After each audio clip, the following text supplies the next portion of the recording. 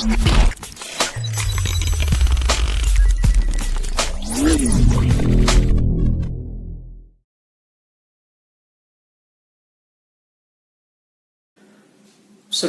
terkasih, selamat berjumpa lagi dengan saya, Pastor Sipri, dalam renungan singkat pada hari Minggu ini. Hari ini kita merayakan Pesta Maria diangkat ke surga. Perayaan ini sejatinya dirayakan 15 Agustus setiap tahun, namun Konferensi Wali Gereja Indonesia memindahkan perayaan ini ke hari Minggu sebelum tanggal 15 atau sesudah tanggal 15. Maka saudara-saudari, pada kesempatan ini saya tidak bermaksud untuk menyampaikan ajaran-ajaran gereja secara mendetail tentang perayaan ini. Tetapi perayaan Maria diangkat ke surga mau menegaskan bahwa barang siapa bersekutu dengan Tuhan dan selama hidupnya setia menjalankan kehendak Allah dan mewujudkan kehendak Allah dalam hidupnya setiap hari, ia akan mengalami keselamatan. Maka perayaan Maria diangkat ke surga perlu kita bedakan dengan perayaan Yesus naik ke surga. Kalau Yesus naik ke surga, itu karena kuasanya sebagai Allah, sebagai putra Allah. Lalu Maria diangkat ke surga bukan karena kuasanya sendiri, bukan karena kesanggupannya sendiri, tetapi karena belas kasih Allah yang telah memilih dia menjadi ibu Tuhan.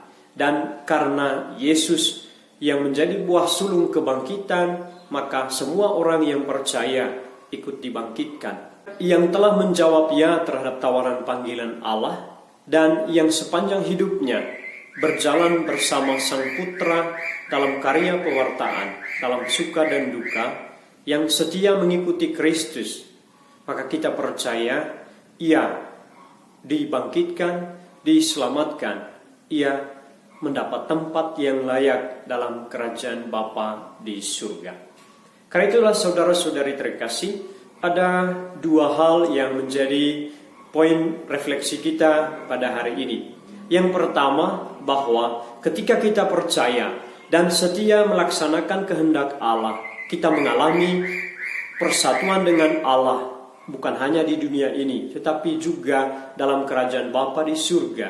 Dan Maria, Ibu Yesus, telah mengalami hal itu dan menjadi teladan bagi setiap orang beriman. Ia menjadi ibu gereja, maka kita sebagai gereja hendaknya belajar dari Maria tentang imannya, tentang kesetiaan kasihnya, dan komitmennya dalam melaksanakan panggilan hidupnya sebagai ibu Tuhan. Dan yang kedua, saudara-saudari terkasih, juga mengingatkan kita sekalian bahwa perayaan ini sesungguhnya sebuah perayaan yang secara tidak langsung mengundang semua orang beriman untuk senantiasa siap sedia mewartakan kabar sukacita dalam hidup setiap hari. Maria setelah menerima kabar gembira dari malaikat Tuhan untuk mengandung putra Allah, ia pergi membagi sukacita itu kepada orang lain. Maka sesungguhnya panggilan setiap orang beriman adalah panggilan untuk mewartakan Kristus dalam kata dan perbuatannya, dalam pekerjaannya, dalam tugas dan tanggung jawabnya.